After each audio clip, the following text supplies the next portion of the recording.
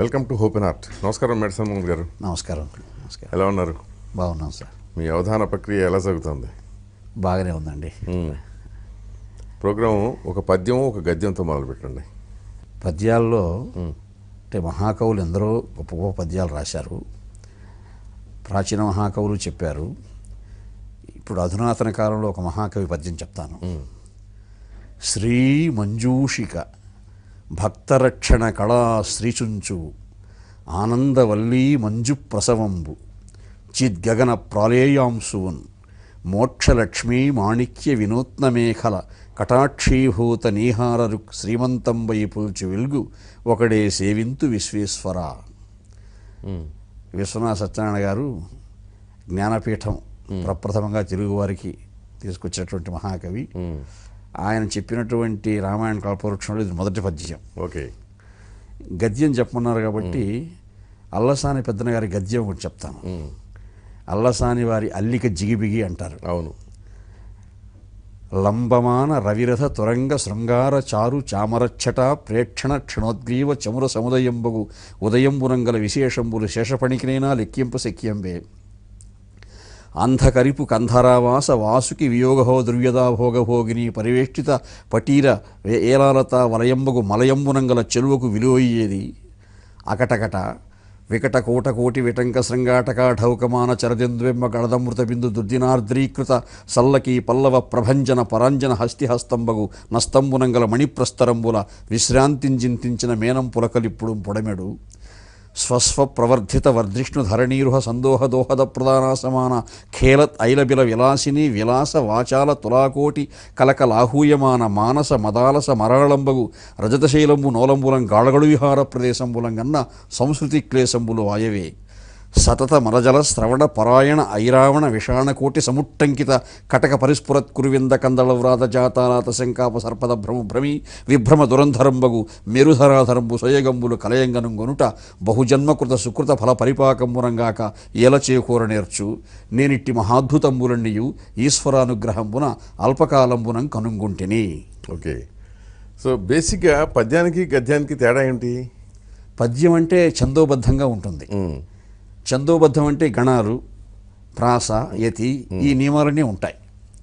Non ఋషి కురుతే కావ్యం అని ఎందుకన్నారంటే ఋషితుల్యుడైనటువంటి వాడు మాత్రమే కావ్యం చెప్పగలడు. ఓకే, అంటే శబ్దం పైన అధికారం కలిగిన వాడు. ఆ శబ్దంపై అధికారం సంపాదించాలంటే ఋషిత్వం కావాలి. ఓకే, ఛందస్సు గణాలు ప్రాస యతి ఈ అంశాలన్నీ దాంట్లో మిళితమై ఉండాలి. అవి అలవోహగా రావాలి, ప్రయత్నించి వచ్చేవి కావు. అదే కాబట్టి మహాకవులు అలా చెప్పారంటే అందులో అవన్నీ ఇమిడిపోయి ఉంటాయి, వచ్చేస్తుంది. దానికి సాధన చాలా అవసరం. ఓకే, ఒక పూర్వజన్మ సుకృతమైనటువంటి ఒక అమ్మవారి కటాక్షం కానీ ఇవన్నీ చెప్తారు పెద్దలు. కాబట్టి మన కృషి ఎంత సాధన చేస్తే ఆ కృషిలో ఎంత మనం ఒక తపస్సులాగా సాగిస్తే ఛందస్సు మనకు కైవసం. అది గద్యం అంటే అది మనం ఇందులో ఈ నియమాలు ఉండవు. కాకపోతే ధారాశుద్ధిగా ఉండాలి శబ్దం. ఓకే, ఏదో అలవోగ్గా చెప్పేస్తున్నాడు కాబట్టి పదగాంభీర్యం ఉంటుందా? పదగాంభీర్యము, మాధుర్య గుణము. ఇప్పుడు నేను చెప్పిన గద్యం మీకు అర్థమైనా కాకపోయినా చెవికి వినడానికి ఒక ఇంపు. ప్రచండ రుచి పిచండిల మార్తాండ మండల పాండిత్య భూషిత భుజర్గళ నిరర్గళ ప్రతాప దీపిత ప్రకాశ కౌశికీ భూత కథనభూతల భీతాభీత విపక్ష క్షమాధీశ్వరుడును. ఇది రామరాజభూషణుని గద్య. ఇంతకుముందు నేను చెప్పింది అలసాని పెద్దన గద్య. అలా మహాకవులు గద్య చెప్పడంలో కూడా ఒక మాధుర్యాన్ని, ఒక గాంభీర్యాన్ని, ఒక ఓజోగుణం అంటే ఈ అన్ని గాంభీర్యం కలిసినటువంటి మిళితమైనటువంటి గుణం. ఆ శబ్దాన్ని వింటూనే ఏదో చెవి ద్వారా ఒక అమృతం తాగినట్టు ఉంటుంది. కాబట్టి అది సాధించాలి. అది అందుకే మహాకవులు వాళ్ళు ఋషితుల్యులు అని మన భారతీయ సంప్రదాయం. ఓకే, అంటే జనరల్గా ఈ అవధాన ప్రక్రియ అనేది ఎక్కువగా మాకు తెలిసి కానీ ఇతర సమాజానికి తెలిసి కానీ బ్రాహ్మణ సమాజం నుంచి వచ్చిన పండితులు మాత్రమే దానిలో ఉండేవాళ్ళు, పేరు ప్రతిష్టలు సంపాదించేవాళ్ళు. మీరు దానికి భిన్నంగా మీరు వచ్చారు అవధానంలోకి. అది సమాజంలో మీరు అన్నది ఉన్నది కానీ అది సర్వే సర్వత్రా యథార్థం అని చెప్పలేము. మినాయింపులు ఉంటాయి, ఎక్కడైనా ఉన్నాయి. ఇప్పుడు సాధన అనేది ముఖ్యం. కానీ ఇప్పుడు భాగవతంలో కూడా ఏం చెప్పారంటే యవన వ్యాధ పుళింద హూణ కష కంకారాది చండాల సంభవులు తక్కిన పాపవర్తనులు ఏ భద్రాత్ము సేవించి భాగవత శ్రేష్ఠుల డాసి శుద్ధతనులై కళ్యాణులై యుందురు అయ్యవికారున్ ప్రభవిష్ణునాదు మదిలో అశ్రాంతమును మృక్కెదన్. ఇది సుఖమహర్షి చెప్పాడు.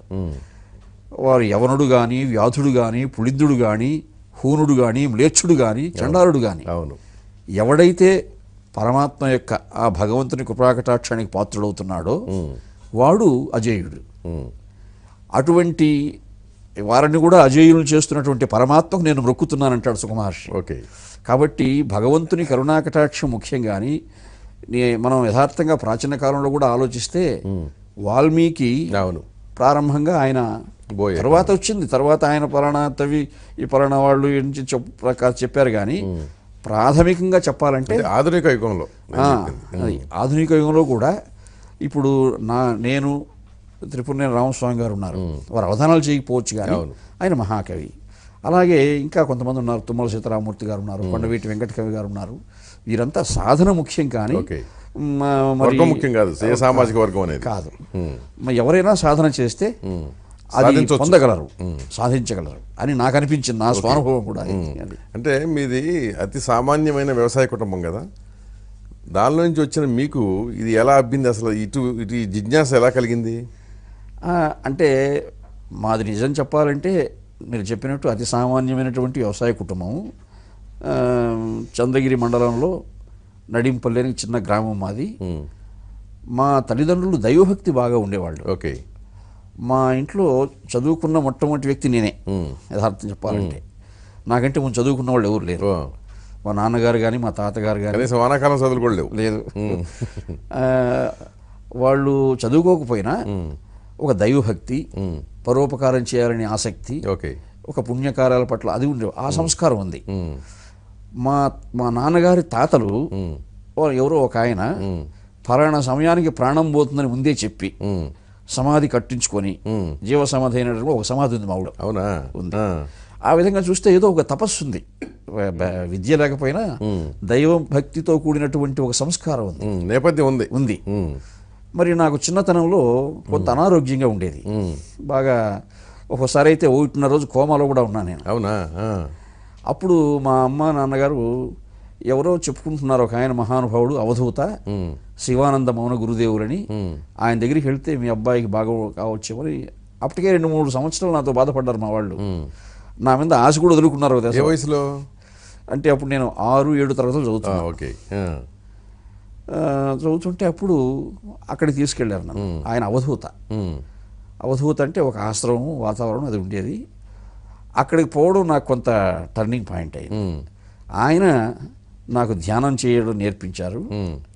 ఒక మా తల్లిదండ్రులు ఆయన మాటలు విని నన్ను అక్కడ కొన్ని రోజులు వదిలిపెట్టారు ఆశ్రమంలో. అక్కడి నుంచి ఇక నేను కొంత ఆధ్యాత్మ చింతన, సంస్కృతం చదువుకోవడం, వారి ప్రభావంతో ఆరోగ్యం కూడా కుదుటపడింది. ఒక ఔషధం ఇచ్చారు ఆయన. 180 రోజులు ఆవు పాలలో సేవించాలి ఆ ఔషధాన్ని. అది చాలా బాగా పనిచేసింది. ఆ ఔషధ సేవంతో బాగా ఆరోగ్యం కుదుటపడడం, జ్ఞాపక శక్తి పెరగడం. వారు అభ్యాసం చేయించిన ధ్యాన యోగం చేత, ఆ ధ్యానం ప్రతిరోజు చేయడం చేత. అంతకుముందు నేను యావరేజ్ స్టూడెంట్, ఏదో మార్కులు తెచ్చుకొని పాస్ అయిపోయేవాడిని, ఏదో గట్టెక్కేవాళ్ళు. ఆ తర్వాత నేను టాప్ 5 బాగా ఉన్నత స్థాయి విద్యార్థిగా ఎదగలిగాను. ధారణ శక్తి పెరిగింది. మొట్టమొదటి నేను అవధానం చేసినప్పుడు 10వ క్లాస్ విద్యార్థిని. మా ఉపాధ్యాయులు నేను అలవోకగా ఏదైనా చెప్పానంటే తేటగీతిగాను, ఆటగలదిగాను, అందపద్యంగాను ఉండేది. నాకు అప్పుడు ఛందస్సు తెలియదు. కానీ మళ్ళీ తర్వాత ఛందస్సు నేర్పించారు మా గురువులు. ఈ గణాలు ఇట్లా ఉంటుంది ఇట్లా ఉంటుందని. ఆ తర్వాత నేను మా గురువులే కొంత చొరవ తీసుకొని ఒక జిల్లా పరిషత్ పాఠశాలలో సభ ఏర్పాటు చేస్తే 10వ తరగతి పరీక్షలు రాసి వెంటనే ఇక అవధానం వెళ్ళాను.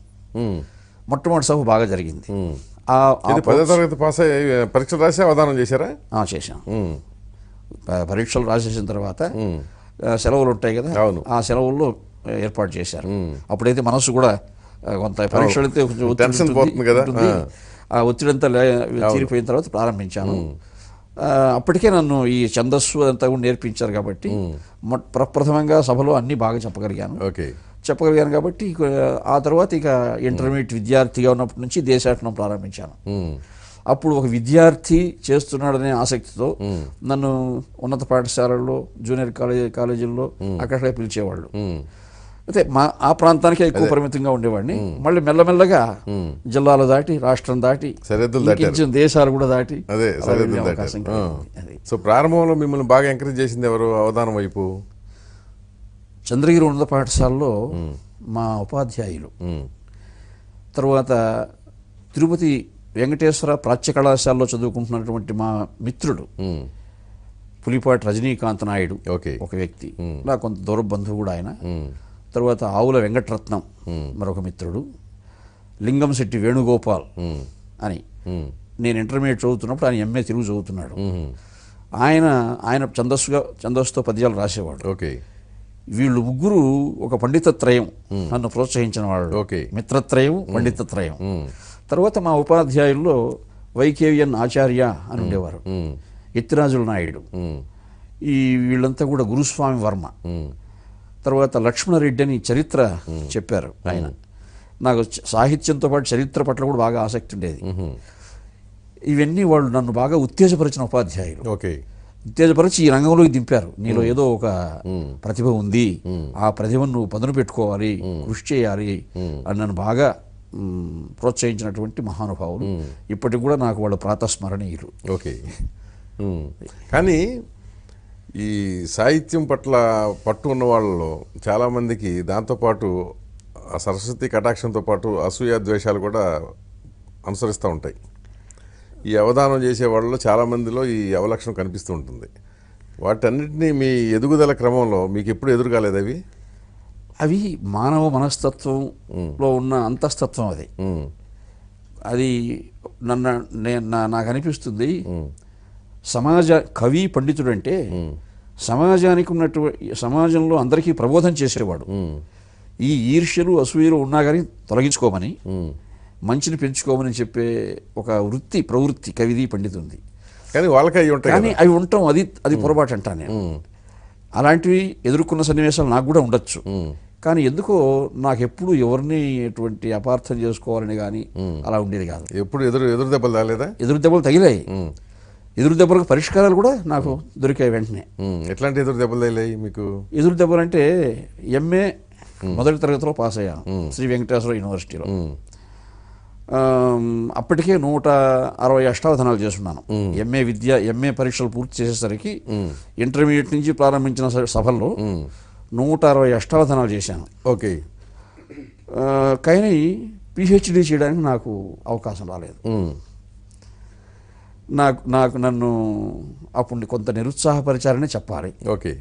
అయితే నేను ఎవరిని వినయంగా అడిగాను, మా గురువు గారులందరినీ అడిగాను, నాకు ఇలా చేయాలనుందండి అంటే అంత ప్రోత్సాహకరంగా మాట్లాడలేదు.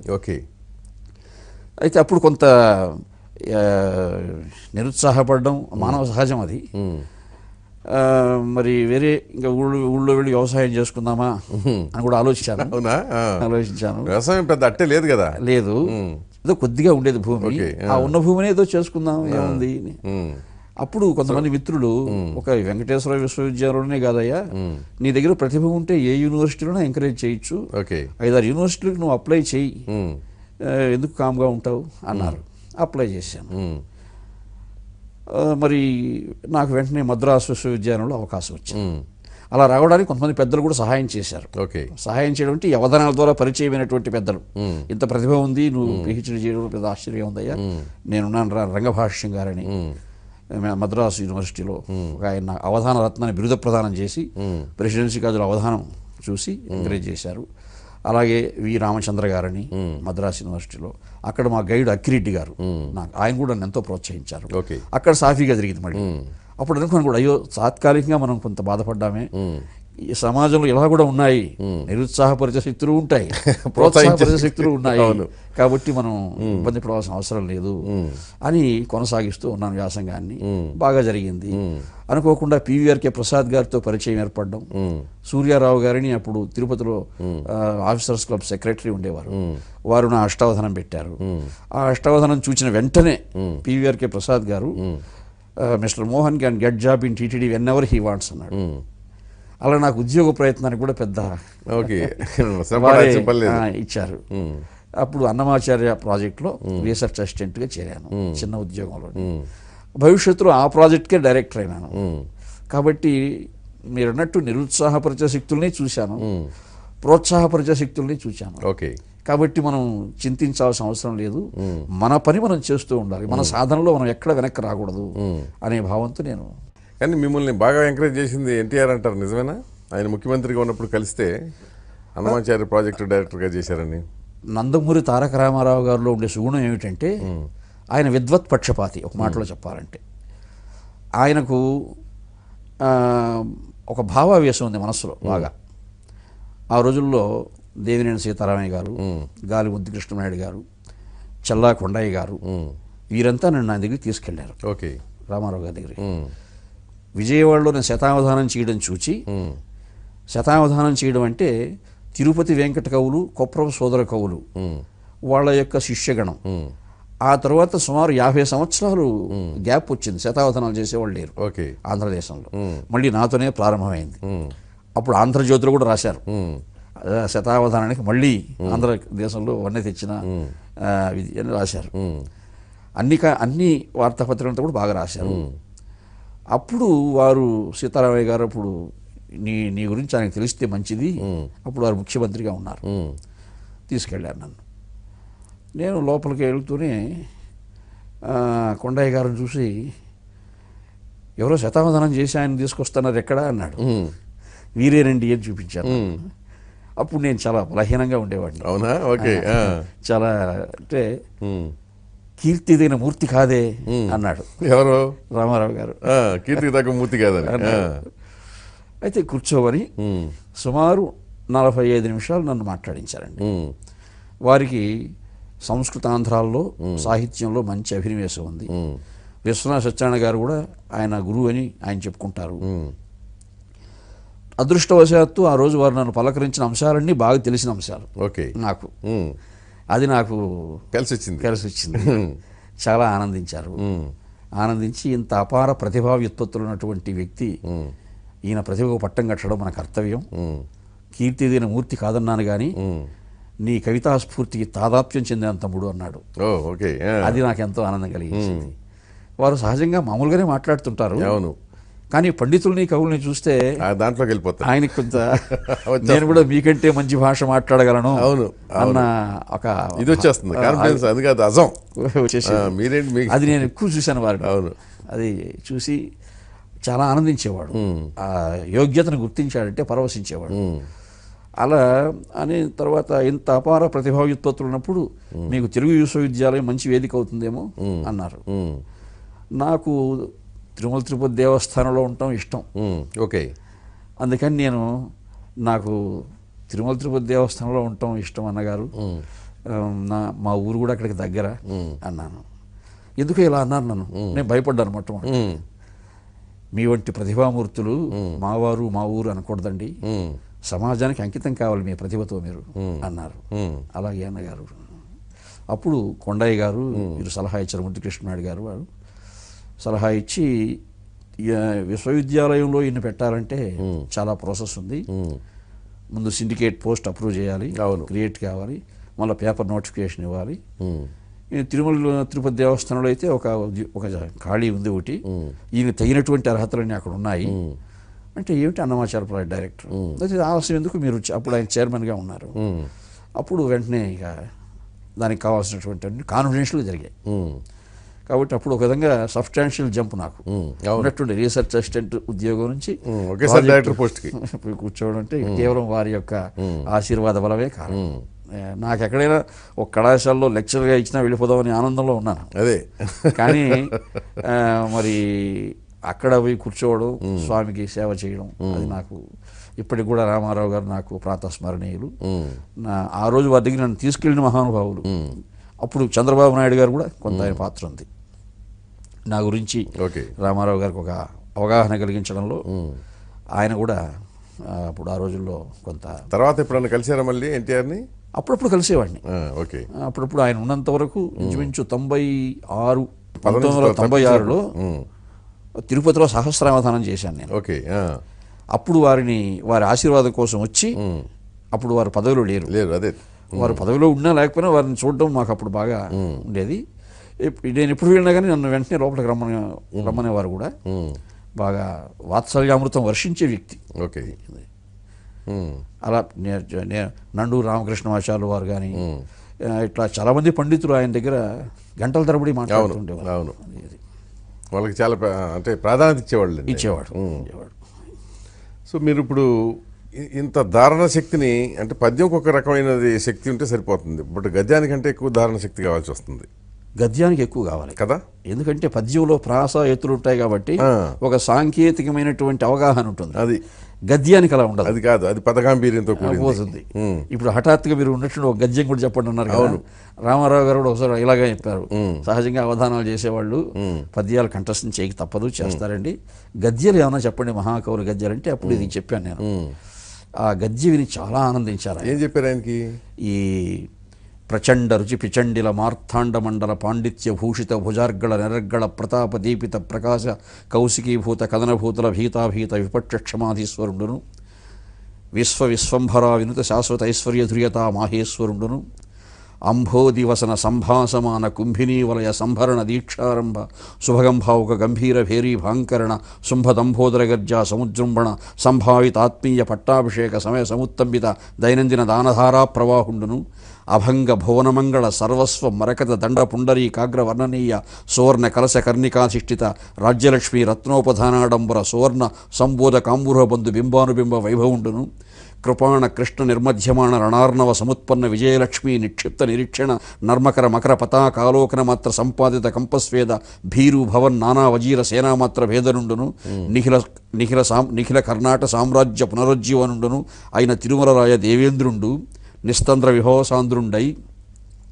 వజ్రకీలిత ద్వారబంధ బంధుర లక్ష్మీ విలాసంబు జనన సమయ జలాంతర్లక్ష్యమాణ జలసదన సమాగమన సంపద సంపు సంపాదింప సాభోగ యవనికాభ్యంతర సద్య సముద్యత యంత్రపాంచాలికా సంచారంబులు జిలుగు తరంగల మరుంగు తొరంగివచ్చు అచ్చర మెరుంగుబోండ్ల తెరంగులిరుంగింప అభినవ స్ఫటికోపల సోపాన పార్శ్వ కరికరాకార రేఖా విశేషంబులు సప్రతిఛాయ సంజాయమాన సంక్రందన వేదండ సుండాదండ ప్రచారంబులం పచరింప కలశ వారాశి చెలువునం పులుపలరు విమల పట్టాంబర వితాన విద్యోతమన మహాస్థాన భవన రాజంబునందు తిరిదీవి ఠీవిన్ అలరు అమూల్య ముక్తామయ సింహాసనంబున సారూప్య దేదీప్యమాన భక్తోపలాలన పరాయణుండైన ఆదినారాయణు కరణి అని. ఇది సుదీర్ఘమైన గద్య. అవును, ఇది పట్టాభిషేక గద్య అంటారు.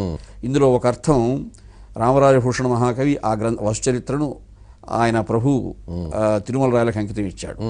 ఒక అర్థం తిరుమల ప్రభు అయినటువంటి వెంకటేశ్వర స్వామికి కూడా చెప్పుకోవచ్చు ఇందులో. శ్లేష ఇది చెప్పాను. చెప్తే చాలా ఎంత ఆనందించారో ఆ రోజు. ఇప్పటికీ మనసు గగురుపాటు చిన్నపిల్లలాగా అయిపోతాడు.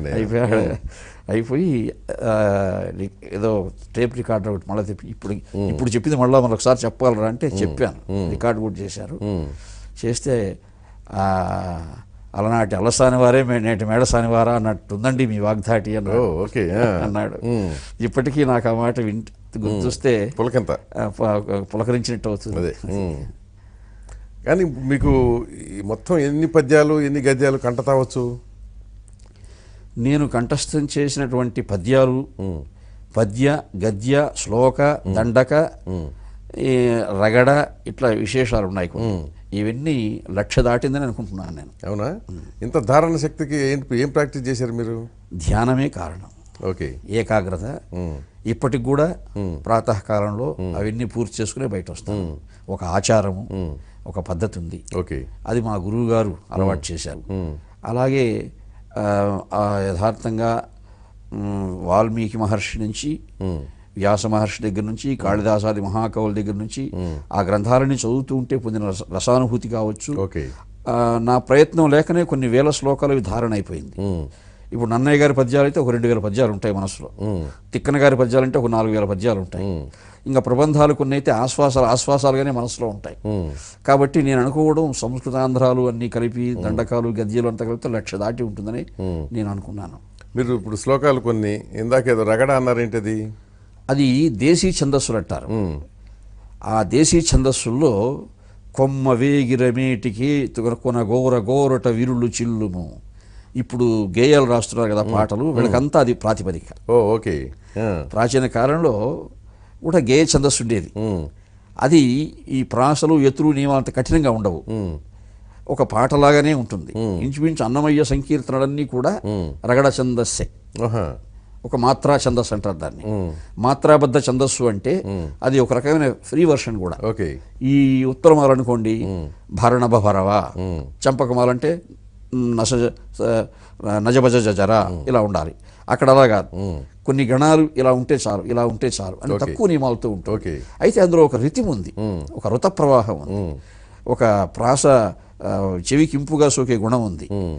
ఏతత్ అఖిలంబునకు ఈశ్వరుండై సకల భూతములలోనత పొదలు వాడితడు, గోపాంగనల మెరుగు గొబ్బ చెన్నుల మీద చూపొట్టు కమ్మ కస్తురి పూత ఇతడు, తాపసోత్తముల చింతా సౌధములలోన దీపించు సుజ్ఞాన దీపమితడు. అన్నమాచార్యుల వారికి సంకీర్తన. ఇది రగడ అంటారా దీన్ని? రగడ అంటే రగడ సంబంధమైన ఛందస్సు అదే అది.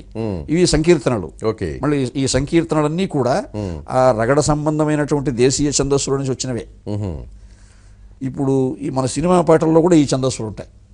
సినిమా పాటలు ఇప్పుడు వాటిలో ఉంటున్నాయా? ఇప్పుడంటే ఇప్పుడు నానా రకాలు అయిపోయింది. కానీ ఒకప్పుడు కవులు ఇవన్నీ పరిశీలించేవాళ్ళు. సో శ్లోకాలంటే సంస్కృతంలో అనుష్టుప్ అంటాము, మనకు ఉన్నట్టు శార్దూల వృత్తాలు కూడా ఉన్నాయి. అనుష్టుప్ అంటే 32 అక్షరాలు ఉంటాయి. అవి అక్కడ కూడా నియమాలు ఉన్నాయి. మళ్ళీ ఒక ఈ పాదానికి 8 పాదబద్ధ అక్షరసమ తంత్రిలయ సమన్విత అని వాల్మీకి అనుకుంటాడు. ఆయన అప్రయత్నంగా ఒక శ్లోకం చెప్పేస్తాడు ముందు. తర్వాత అరే నా నోట్లో ఇలా వచ్చింది ఏమిటి అనుకుంటాడు వాల్మీకి. అప్పటికి ఆయన ఏమి చెప్పాలని ప్రయత్నం లేదు. మా నిషాద ప్రతిష్టాంతం అగమ శాశ్వతీ సమాహ యత్ క్రౌంచ మిథునాధేకం అవధి కామమోహిత అనేస్తాడు. ఆ సన్నివే పక్షులు 2 ఉంటాయి. ఒక పక్షిని పోయేవాడు కొడితే కింద పడిపోయి అప్పటికప్పుడు వచ్చేసింది. అప్పుడు శిష్యుడు చూసి అంటాడు, ఏమిట్రా ఇది, నేను అనుకోకుండా ఇట్లా అయిపోయింది. నేను చెప్పిన అంశంలో పాదబద్ధంగా ఉన్నాయి, అక్షర సమంగా ఉన్నాయి అంటే అప్పుడు బ్రహ్మ ప్రత్యక్షం అవుతాడు ఆయన. అయ్యా ఇప్పుడు సరస్వతి ప్రతిష్ఠితమైంది నీ మనస్సులో. మచ్ఛందా దేవతే బ్రహ్మన్ ప్రవృత్తేయం సరస్వతి. కాబట్టి నువ్వు చెప్పగలుగుతున్నావు అలాగా. ఎందుకు సరస్వతి ప్రతిష్ఠితమైందంటే రామస్య చరితం సర్వం కురుత్వం ఋషిసోత్తమ. రామాయణం నువ్వు చెప్పాలి కాబట్టి సరస్వతి వచ్చి కూర్చున్నది. కాబట్టి ఆ సరస్వతి సంబంధమైనటువంటి ఒక సంస్కారం మనసులో ఉన్నప్పుడు ఈ ఛందస్సు, వ్యాకరణము, శబ్దశాస్త్రాలు ఇవన్నీ కూడా మనకు అవగాహనకు వస్తూ ఉంటాయి. ఇప్పుడు మీరంతానేమో వేరే వాళ్ళు రాసిన పద్యాలో లేకపోతే గద్యాలో లేకపోతే శ్లోకాలో చెబుతున్నారు. మీరు సొంతంగా ఏమైనా ఎందుకు రాయలేకపోయారు? నేను రాసినవి ఉన్నాయి. నేను రాసిన పద్యాలు కూడా అవధానాలన్నీ మేము సొంతంగా చెప్పేవి కదా. అవధానంలో ప్రాచీన కవులు చెప్పిన కాదు, మా అప్పటికప్పుడు మీరు మేమే ఆసుగా చెప్పేయాలనుకోండి చెప్తాం. అది ఏమేమి చెప్పేవాళ్ళు మీరు? ఎక్కువగా ఏం నేను సహజంగా అన్ని శార్దూలాలు, మత్తేభాలు, మరి అన్ని విశేష ఛందస్సులు అంటారు, పంచచామరం అంటారు, అటువంటి ఛందస్సులు కూడా చెప్పాను. నేను ఎక్కువ ఛందస్సు కూడా సాధన చేశాను. మనకు కొన్ని వేల ఛందస్సులు ఉన్నాయి సంస్కృతాంధ్రాల్లో కలిపితే. అన్ని వేల ఛందస్సుల్లోనూ పూర్తిగా కవిత్వం చెప్పిన వాళ్ళు ఇప్పటికి లేరు. తిక్కన్న గారు ఒక 150 దాటించారు విషయ వృత్తాలు, ఛందస్సులు. మళ్ళీ ఆధునికుల్లో విశ్వనాథ సత్యనారాయణ గారు 160 ఛందస్సులు చెప్పారు. కావ్యం అంటే ఛందస్సు కోసం చెప్పడం కాదు, కానీ మహాకావ్యం అయితే ఎక్కడో చోట ఒక అది వస్తుంది. అలాగా ఇప్పుడు నేను కూడా కొన్ని కావ్యాలు రాసే ప్రయత్నంలో ఉన్నాను. అవి రాస్తున్నాను కూడా. ఇప్పుడు పూర్తయిన తర్వాతనే వాటి గురించి చెప్పేది బాగుంటుంది. అయితే నేను అంతకంటే ఎక్కువ రాయాలనే తపన మాత్రం ఉంది. రాస్తానో ఇప్పుడు చెప్పలేను నేను, కానీ నా కృషి మాత్రం సాగిస్తాను. అంతకంటే తిక్కన కంటే విశ్వనాథ వారి కంటే కూడా ఎక్కువ ఛందస్సులు చెప్పాలి అనే తపన మాత్రం నాకు పట్టుదల ఉంది. జనరల్గా అవధానం చేసే వాళ్ళని రుచికలు అంటారు కదా, ప్రశ్నించే వాళ్ళని. అవును, వాళ్ళు చాలా తికమక పెట్టడానికి ప్రయత్నం చేస్తారు. ఎక్కడో ఒక దగ్గర మీ ఏకాగ్రతను దెబ్బతీసి విఫలం చేయాలని. అలా బాగా ఇబ్బందికరమైన పరిస్థితులు ఇప్పుడు ఎదురయ్యాయి మీకు? అవధాన ప్రక్రియలో ఒకటేమిటంటే, నిజంగా ఇప్పుడు మనకు ఇబ్బందిగా ఉంది, క్లిష్టభూయిష్టంగా ఉంది అంటే అప్పుడు మానేస్తాం ఇక. అవునా? అంతే. వారు ఎట్లా అడిగినా పర్వాలేదు, మనం చెప్పగలము అనే ధీమా ఉన్నంతకాలమే చేయగలం. ఇప్పటికి ఉంది నాకు ఆ ధీమా. ఇప్పుడు మధ్యలో మానేలా లేదు. ఇప్పటికి కూడా ఇటీవల భీమవరంలో ద్విగుణిత అష్టావధానం చేశాను, వేగంగా చేయగలిగాను. అవధానం చివరి పద్యాలు అప్పచెప్తాం, ధారణ అంటారు. చాలామంది పండితులు ఆ రోజు సాయంత్రం రైల్వే స్టేషన్కి వచ్చారు, అక్కడ మళ్ళీ ధారణ చేసి చెప్పాను ఆ పద్యాలన్నీ వాళ్ళకి. కాబట్టి ఇప్పటికీ ఇంకా మనస్సు ఆ రంగంలో ఉంది, పట్టుంది ఉంది. కాబట్టి ఎప్పుడైతే ఇక మనం ధారణ కష్టంగా ఉంది, ఛందస్సు కష్టంగా ఉంది అనిపిస్తే అప్పుడు విరమించేయచ్చు. ఇప్పటికంగా మధ్యలో మాత్రం ఎప్పుడు ప్రారంభించిన తర్వాత మధ్యలో ఎప్పుడు తికమక పట్టడం కానీ ఇబ్బంది పట్టడం కానీ ఇప్పటి వరకు వెతుక్కోవటం కానీ జరగలేదు. లేదు, ఇప్పటి వరకు అప్రతిహతంగానే జరిగింది.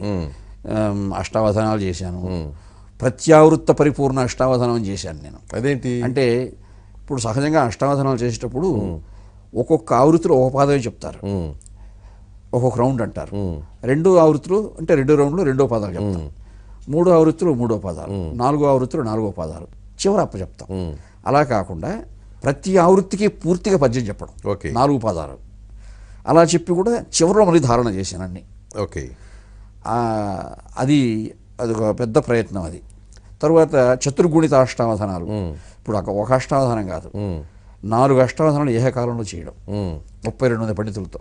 ఓకే, అలాగే దశగుణిత అష్టావధానం 10 ఒకేసారి చేయడం. నేను ఇప్పుడు షోడశ గుణితం వరకు చేస్తున్నాను, అంటే 16 ఒకేసారి షోడశ గుణిత తర్వాత సహస్రావధానం చేశాను 96లో.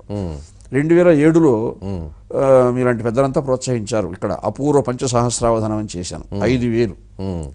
ఇప్పటికి అదే రికార్డు. వేరే ఎవరు చేయలే లేదు. కాబట్టి ఇది ఇప్పటికి అది రికార్డు, 5000 పంచసహస్రావధానం చేయడం జరిగింది. అలా ఆ తర్వాత మళ్ళీ అమెరికాకు వెళ్ళాను, అక్కడ అవధానాలు చేశాను, ఇప్పటికీ చేస్తున్నాము. కాబట్టి ఇప్పటికీ వరకు ఏమీ నాకు సంభావన బాగా ఇస్తారా అవధానం చేసినందుకు? సంభావన అంటే కొన్ని సంస్థలు బాగా ప్రోత్సహిస్తారు, కొన్ని సంస్థలు వాళ్ళకు ఫండ్స్ ఉండకపోవచ్చు, సందర్భాన్ని నేను అన్ని రకాలు చూశాను.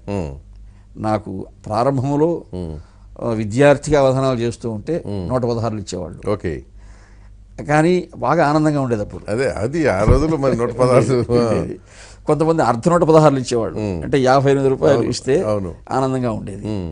అలాగా కొన్ని సందర్భాల్లో బాగా సత్కరించిన దాతలు ఉన్నారు. గరిష్టంగా ఎంత ఇచ్చారు మీకు? గరిష్టంగా అంటే అమెరికాలో సమాధానాలు చేసినప్పుడు అక్కడ ముందు స్వతసిద్ధంగా ఇలా ఇస్తామని చెప్పరు, కానీ ముందు చెప్పరు. ఎక్కువ మంది తెలుగు వాళ్ళు వస్తారు. తెలుగు వాళ్ళు వచ్చినప్పుడు వాళ్ళు స్పందించేదాన్ని బట్టి ఇచ్చే సందర్భాలు ఉన్నాయి. ఓకే, కాబట్టి అక్కడ మన దేశంలో కూడా కొన్ని అవధానాలు శతావధానాలు చేసినప్పుడు 1,00,000 రూపాయలు ఇచ్చిన సందర్భాలు ఉన్నాయి. అక్కడ 10 లక్షలు ఇచ్చిన సందర్భాలు ఉన్నాయి. ఇవన్నీ ఎట్లా ఉంటుందంటే ఈ అవధాన ప్రక్రియ కానీ ఇవన్నీ మీరు చెప్పి మా బోటి వాళ్ళకి వినడానికి బాగుంటాయి కానీ అర్థం కావు. అది పండితులకే పరిమితమైన ఒక ప్రక్రియ. నేను అందుకనే ప్రతి పద్యానికి అర్థం తాత్పర్యం చెప్తాను. నేను చివరి ధారణ చేసిన తర్వాత సభలో పద్యాల్ని అర్థం చేసుకునే వాళ్ళు కొంతమంది ఉండొచ్చు, కొంతమందికి ప్రాథమిక పరిజ్ఞానం కూడా లేకుండా ఉండొచ్చు. అటువంటి వారు కూడా రసజ్ఞతతో ఆస్వాదించాలంటే మనం అర్థం తాత్పర్యం చెప్పారు. అదే అది చెప్పకపోతే ఏంటంటే అది ఏదో బాగుందలే అనిపిస్తుంది తప్ప.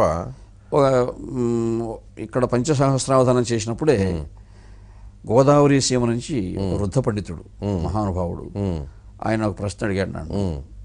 పెప్సీ, మజా, కోకా కోలా, థమ్సప్ ఈ 4 పదాలతో మీరు తిరుమల బ్రహ్మోత్సవాలు వర్ణించండి అని అడిగాడు. తిరుమల బ్రహ్మోత్సవాలకు ఈ 4 పదాలకు సంబంధం ఉండదు, ఇలాగే ఉంటాయి. సవాల్ అంతేగా. హ్రీ కల్పాంచిత కాంతి సంకలిత దీపేప్సీడ్యమై వేదవిత్ ప్రాకామ్యాంచిత సమాచారం మంత్రస్ఫీతమై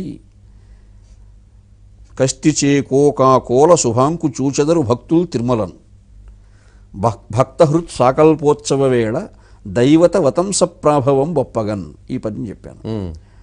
ఈ పద్యం చెప్పడానికి ఆ రోజు నాకు సుమారు 40 సెకండ్లోవే చెప్పేశాను. ఆ మహాపండితుడు ఆయన సంస్కృతాంధ్రాల్లో దిగ్ధంతి. ఆయన 3 వారాలు నేను సంసిద్ధంగా దీన్ని ఒక పద్యం రాసుకున్నాను ఆయన నేను, కానీ నువ్వు సెకండ్లో తేల్చేశావు, అది అవధానికి ఉన్నటువంటిది పండితు అని ఆనంద భాష్పాలు రాశారు ఆ పదాలతో. ఆయన ఒక పద్యం తయారు చేసుకొని వచ్చాడు, కానీ అంత ధారాశుద్ధిగా లేదు అది. ఎందుకంటే పండితులకు ధారాశుద్ధి కష్టం. వాళ్ళు పదాల కోసం పదాలు పెడతారు, దాంట్లో ఉంటుంది. దీప ప్లస్ ఇప్సా ప్లస్ ఈడ్యా, పెప్సీ కోసం. పెప్సీగా చెప్పకూడదు కదా. ఓకే. తిరుమలలో బ్రహ్మోత్సవాలు జరుగుతూ ఉంటే విద్యుత్ దీప కాంతులు విరిమిట్లు గొరుపుతూ ఉంటాయి. అవును. హరి కల్పాంచిత కాంతి సంకలిత దీప ఇప్స ఈడ్యమై, ప్రశంసింపదగినటువంటి రీతిలో, పొగడదగిన రీతిలో ఉంటుంది ఆ కాంతి. ఆ పెప్సీ కోసం అది అట్లా అదొక ప్రయోగం. మరొక వంక వేదఘోషలు, వేదమూర్తులు. వేదవిత్ ప్రాకామ్యాంచిత సామజారవము, సామాది వేదముల ఘోష, సామజార మంత్రస్ఫీతమై. ముందు వరాహస్వామిని చూచి వెంకటేశ్వర స్వామిని చూస్తాం. కస్తి చేకోక ఆ కోల శుభాంకు. సంస్కృతంలో కోల అంటే వరాహం. వరాహస్వామిని చేకోక ఆ కోల అంటే కోకా కోల వచ్చింది. అది అలా దైవత వతంస ప్రభావం, దైవత వతంసము. కలియుగంలో వెంకటేశ్వరుడే కలవు వెంకటనాయక అన్నారు. దైవత వతంసుడు ఆయన. వతంసప్ థమ్సప్ వచ్చింది కాబట్టి ఈ విధంగా ఉంటుంది. ఓకే. ఇది ఆయన అడగడం ఛాలెంజ్గా అడుగుతారు, మనం చెప్పడం కూడా. ఇలాంటి ఇంకా ఛాలెంజింగ్ ఏమొచ్చింది? ఇలా చాలా చెప్పాను నేను. ఇలా నేను పూరించినవి కొన్ని వేరు ఉంటాయి.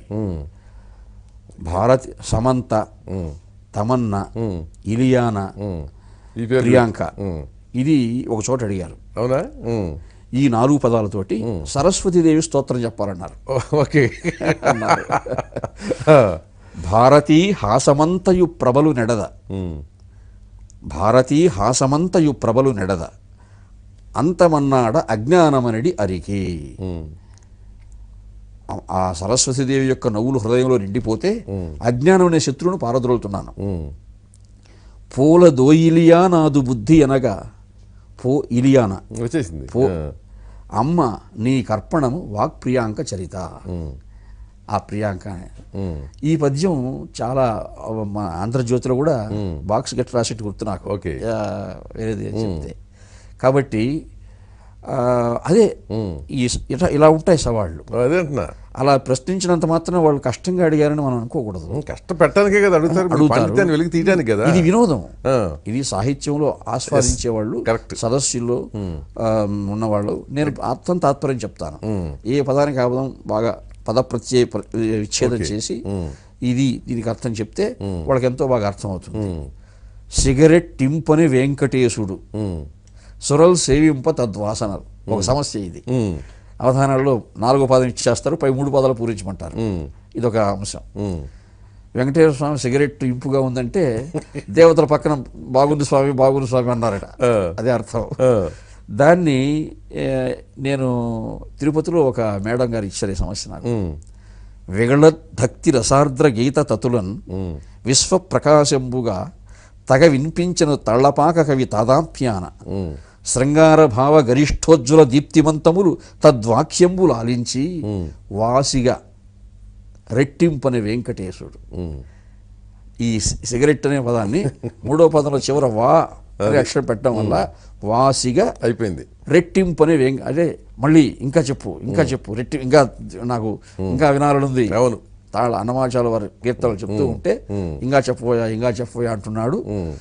దేవతలు కూడా పక్క నుండి ఆనందిస్తున్నారు అనే భావంతో అది పూర్తి సిగరెట్ ముందు వా తీసుకురావడం. అదే అంటే శబ్దగతమైనటువంటి ప్రజ్ఞ. అవును.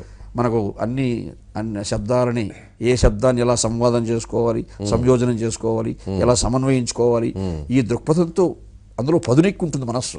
అది కరెక్ట్. అది అంటే నేను ఎందుకు అడుగుతున్నా అంటే ఇవన్నీ మామూలు అవధానం అనేది చాలా తక్కువ మంది మాత్రమే పార్టిసిపేట్ చేస్తారు. ప్రేక్షకులు కూడా అదే స్థాయిలో ఉంటారు. టీవీల్లో వాటిల్లో వీటికి అంత విస్తృత ప్రాచుర్యం రాలా. కొన్ని లైవ్ ఇచ్చున్నారు కొన్ని సందర్భాల్లో. నేను మొన్న ఉగాది రోజు కూడా శ్రీ వెంకటేశ్వర భక్తి ఛానల్లో ఒక అవధానం చేశాను. అయితే రికార్డ్ చేశారు ముందు చేసి ఇస్తే అది బాగా అంతర్జాతీయ స్థాయిలో కూడా చూసి చాలామంది ఆనందించారు. అంటే ఎలాంటి ప్రశ్నలు అడగవచ్చు అనేది కూడా తెలియదు చాలా మందికి. తెలియదు. అయితే అదే ఇప్పుడు ఇట్లా సమంత, ఇలియానా, ఈ తమన్నా ఇవి అడుగుతారా ఇట్లానా అని చెప్పి, అంటే ఆ పండితులు ఏం చేస్తారంటే ముందు వారు సిద్ధం అవుతారు. ఇవి ఛందస్సు కుదుగుతాయా, వ్యాకరణానికి కుదుగుతాయా, ఏదో అడిగేస్తే ఏదో అయిపోతే ఎలాగా, అదే ఓకే అలా చేసేస్తారు.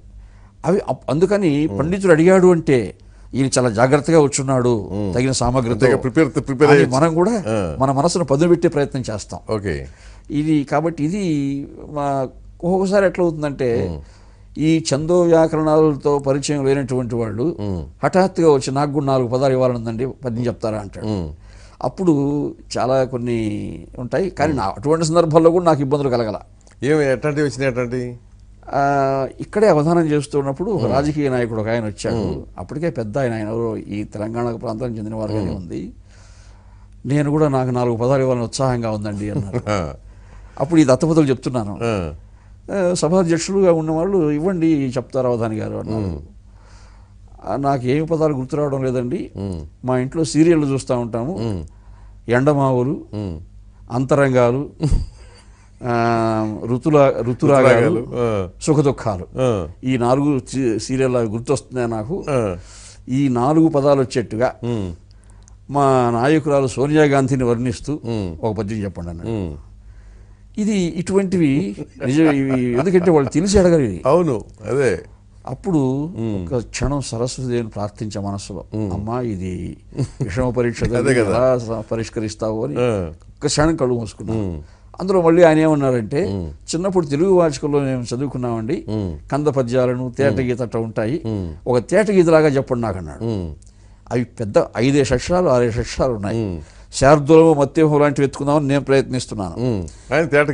చిన్న పద్యం అది, అందులో సగం పాదం ఇంచుమించు అవి సరిపోతాయి. అయినా ఆనాడు అదే సరస్వతి కటాక్షం అంటామండి. ఒకసారి కళ్ళు మూసుకుంటే అద్దంలో చూసేట్టు కనిపించింది ఆ పద్యం. పదవిని ఎండమావులుగా భావనము చేసి భారతాంతరంగాలలో పరిఢవిల్లే, కాని ఎన్నికల ఋతురాగాలలోన సోనియా సుఖదుఖాలు చూసుచుండే అని చెప్పానండి. ఇది చాలా అది బాగా అంత సముచితంగా ఒదిగిపోయింది. చాలా ఊపిరి పీల్చుకున్న ఆ రోజు. పండితులు శాస్త్రం తెలిసిన వాళ్ళు అడిగితే అదొక రకంగా ఉంటుంది. అక్కడ మనం మా బొట్టాలు అడిగితే అసలు మాకేంటో తెలియదు, ఏదో నోటికి వచ్చింది అనేస్తాం అంటాము. కానీ అలాంటి అంశాల్లో కూడా పరిష్కరించడం అన్నది నేను అలాంటి చాలా చేశాను. దేశ విదేశాల్లో చేసి, ఇప్పుడు అమెరికా లాంటి దేశాల్లో, ఇంగ్లాండ్ లాంటి దేశాల్లో చేస్తూ ఉంటే అక్కడ తెలిసి ఏం అడగరు, ఏదో రోజు 4 పదాలు ఇస్తారు. అవి కొన్ని అట్లా చెప్పడం, ఇలా ఇప్పటి వరకు నాకు అన్ని ఆ తల్లి సరస్వతి కటాక్షం చేత అన్ని నేను దిగ్విజయంగానే పూర్తి చేయగలిగాను. ఎక్కడ ఇబ్బందులు ఎదుర్కోలేదు. కానీ రాను రాను ఈ అవధాన ప్రక్రియకి ఆదరణ తగ్గిపోవట్లా? అది కూడా యథార్థమే, ఆదరణ తగ్గుతూ ఉంది. కానీ ఇప్పుడు ప్రస్తుత కాలంలో ఎక్కువ ప్రవచనాల పైన పోతుంది. అవును, అవధానాలు తగ్గింది. అవధానాలు అవధానాలు చేసేవాళ్ళు కూడా మీరు భాగవతం ప్రవచనం చెప్తే వింటామని మేము దానికి కూడా అలవాటు పడ్డాం. ఓకే. ఎందుకంటే ఇప్పుడు అవధానాలు అనేది ఆ ప్రజ్ఞ ఉన్నప్పుడు అది బాగా మంచి వెంట్రుకలు బాగున్నామా ఏ కొప్పైనా వేస్తుంది అంటారు కదా, అలా ప్రవచనానికి కూడా ధారణ ఉపయోగపడుతుంది.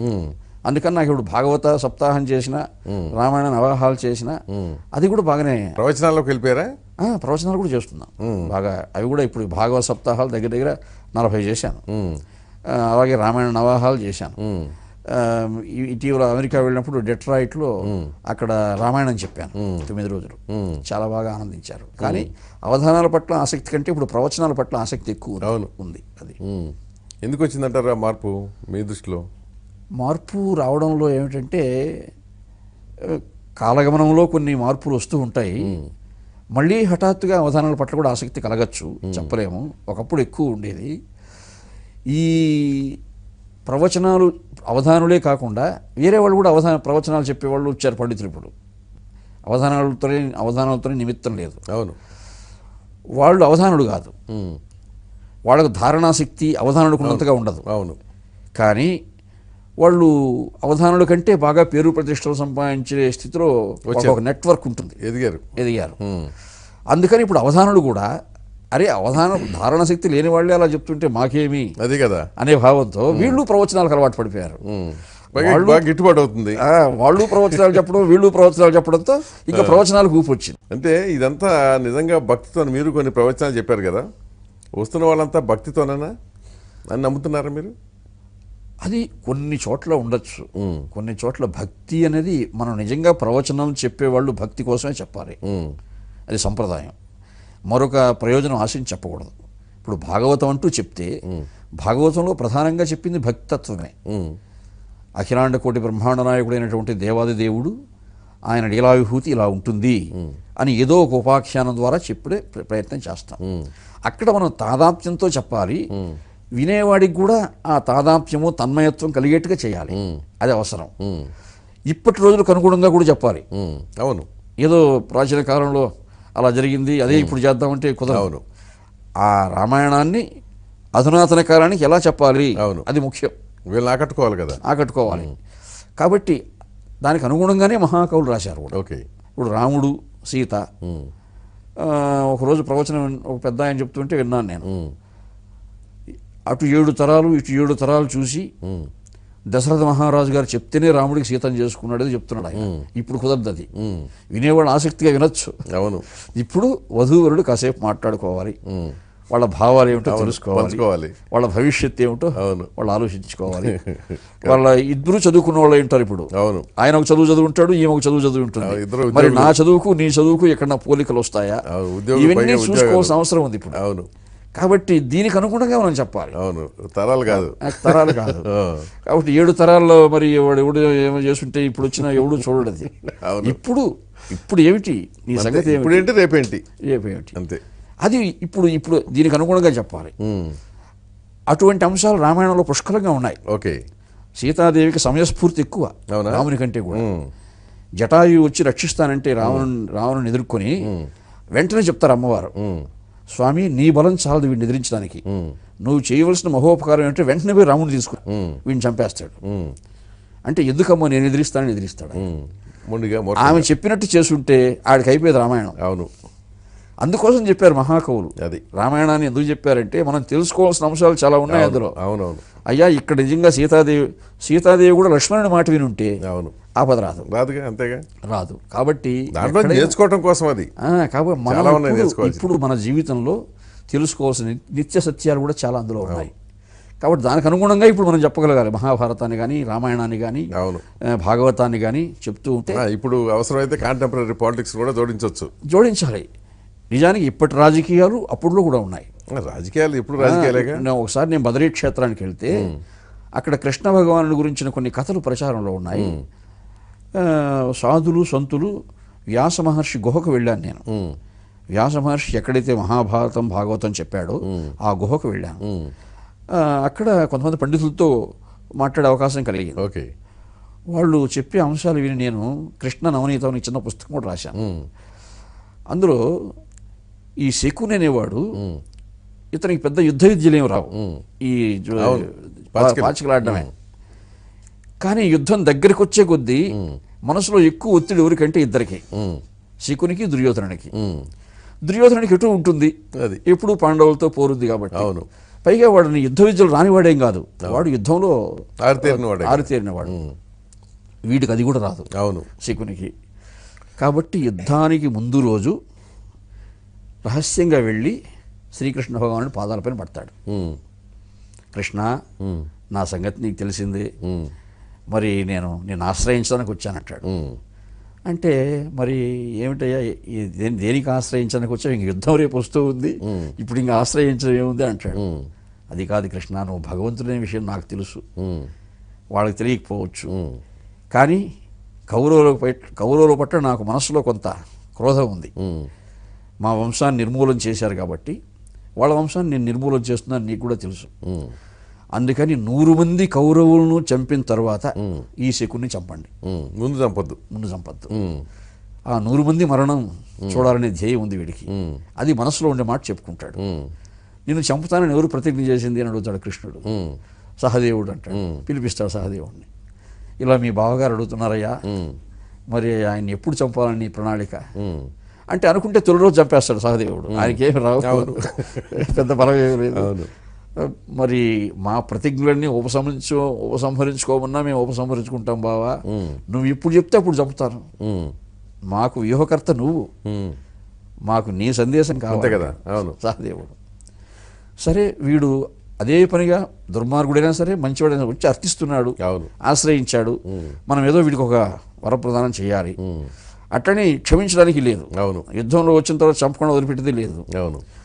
99 మందిని చంపిన తర్వాత నిన్ను చంపుతారయ్యా పాండవులు, సరేనా అంటాడు. ఆ 100వ వాడు ఎవడై ఉంటాడు స్వామి అంటాడు. అది ఇప్పుడు నీకు వద్దు, అవన్నీ అడగద్దు, ఇంకా వెళ్ళొచ్చు నువ్వు.